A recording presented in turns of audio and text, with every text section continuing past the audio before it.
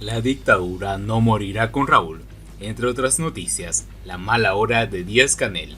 ¿Cómo están, amigos? Bienvenidos a Noticias Importantes. Comenzamos. Lo importante a estas alturas de la historia no es propiamente la muerte del dictador, que dejará este mundo cuando llegue la hora sin dar cuenta de sus tropelías, sino en la continuidad del engendro que articuló junto a su hermano y esa gavilla de compinches. De acuerdo con el periódico español ABC, Raúl Castro tiene los días contados. No se puede pensar en otra cosa al leer que el cáncer ha esparcido por todo su cuerpo. Su hígado, el esófago y los intestinos están minados de la terrible enfermedad, lo cual para un anciano de casi 9 décadas de existencia representa un viaje seguro hacia la tumba en semanas o en pocos meses. Más allá de los sofisticados recursos médicos empleados para detener el avance de la metástasis, si definitivamente la información es cierta, las posibilidades de llegar vivo al 2022 serían muy escasas. No obstante, vale la pena apuntar que la imagen mostrada por el dictador durante su discurso de despedida en el pleno del recién terminado octavo Congreso del PCC no dejó trazas a padecimientos que el importante diario publicó y que asevera que se obtuvieron de fuentes próximas al régimen presidido por Díaz-Canel, el hombre elegido por el exgobernante como el primer secretario del Partido Único. Caben dos variables en el hecho de que un anciano vapuleado por la mortal enfermedad en la manera descrita haya sido capaz de un largo discurso de pie sin sufrir un desvarío ni otro síntoma que denotara el embelezo de algunos de los potentes fármacos que suelen utilizarse en este tipo de tratamientos. Tampoco mostró una pérdida de peso considerable. Ante el cúmulo de evidencias, es lícito pensar en una apreciación quizás distorsionada de quien proporcionó los detalles o quien redactó la nota del reconocido medio.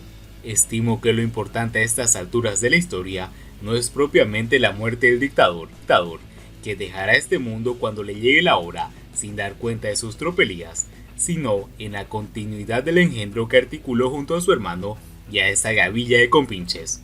Lo peor que nos puede pasar como nación es la supervivencia del socialismo, que nos dejó en ruinas y desesperanza, después de que Raúl Castro lance su último suspiro y se convierta en cenizas.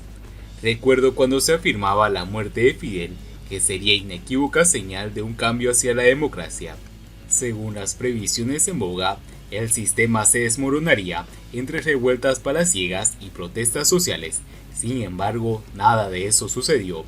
La dictadura sigue ahí haciendo lo de siempre: manipular, reprimir y empobrecer a los poco más de 11 millones que habitan en la isla, sin dejar fuera a los coterráneos que viven en otras geografías, también víctimas de la maldad congénita de quienes aún se venden como salvadores de la patria.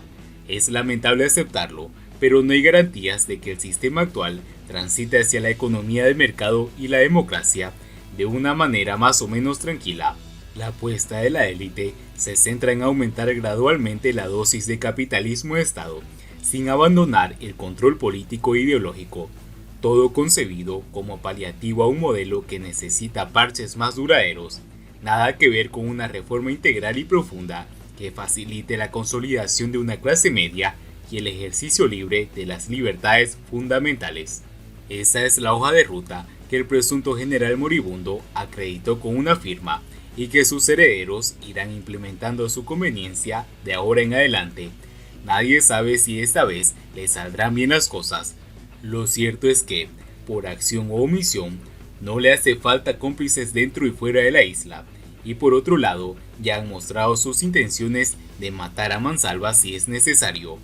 Mientras se espera la muerte por cáncer o por lo que decida la providencia, Raúl Castro continuará en el cargo. Aunque formalmente se haya jubilado, seguirá siendo el dictador en jefe y el máximo responsable de una tragedia que no se acaba. Siguiendo con las noticias, la mala hora de Díaz-Canel. Cuando Fidel Castro se lanzó del tanque de guerra en Playa Girón, Miguel Díaz-Canel estaba a punto de cumplir su primer año, y el martes el presidente cubano cumplió 61, y la víspera San Expedito y San León fue coronado como el nuevo hombre fuerte de Cuba, es decir, que su teléfono móvil es el último que suena. El presidente de la República comandante de las Fuerzas Armadas Revolucionarias y el primer secretario del Comité Central del Partido Comunista de Cuba, trinidad casi habitual en el comunismo de compadres impuesto por los hermanos Castro, la dinastía más longeva del occidente, exitosa en mantener el poder y reproducir fusilados, presos, exiliados, propaganda y fallida en generar libertad, riqueza y sosiego. Díaz-Canel parece el ganador a priori del octavo Congreso del Partido Único. El pueblo cubano volvió a ser el gran perdedor, pero la represión, la oscuridad, la penuria no son eternas porque generan frustración, angustia y rabia generalizada e incontrolable. Reconciliar a Cuba, abrir una senda próspera y sostenible, garantizándole la legitimidad popular, cambios políticos y jurídicos que indiquen que un país nuevo es posible, yendo de la ley a la ley, modalidad preferida en Washington, Bruselas y el Vaticano, y por una mayoría de cubanos, incluidos los reformistas, insultados por Raúl Castro en su despedida, deben ser prioridades en la agenda de Díaz-Canel.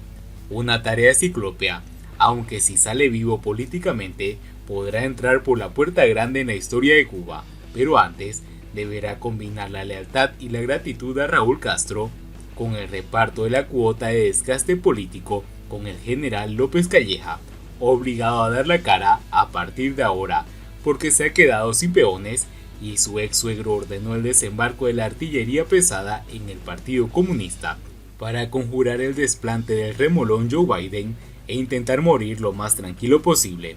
Los chacales del pelotón del embullo del general del ejército han descubierto el olor del dinero, tienen más futuro que su mentor y todo ese aguaje apocalíptico de morir por la patria no es más que una cortina de humo para camuflar sus pasiones por mansiones, carros, como aprendieron de sus guías espirituales.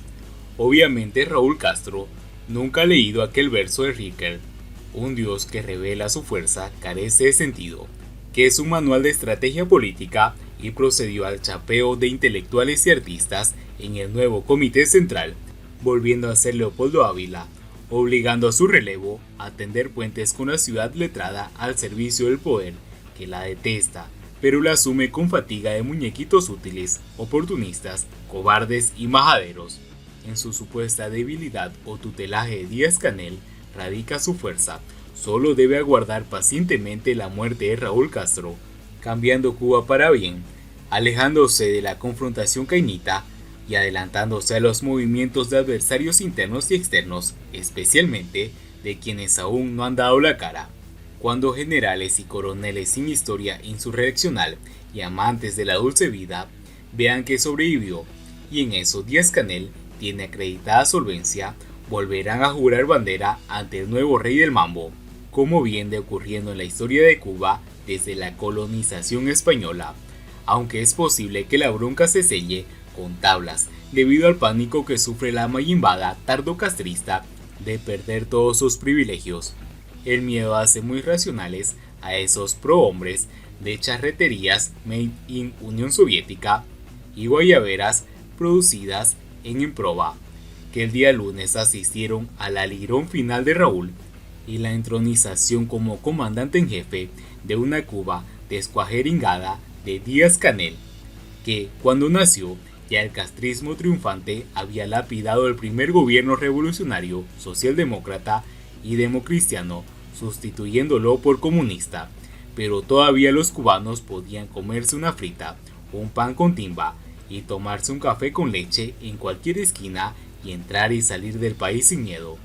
6 décadas después, muchos cubanos no saben lo que es una frita, un pan con timba es una realidad, los antibióticos tienen precio de caviar, el café con leche es un lujo de gourmet.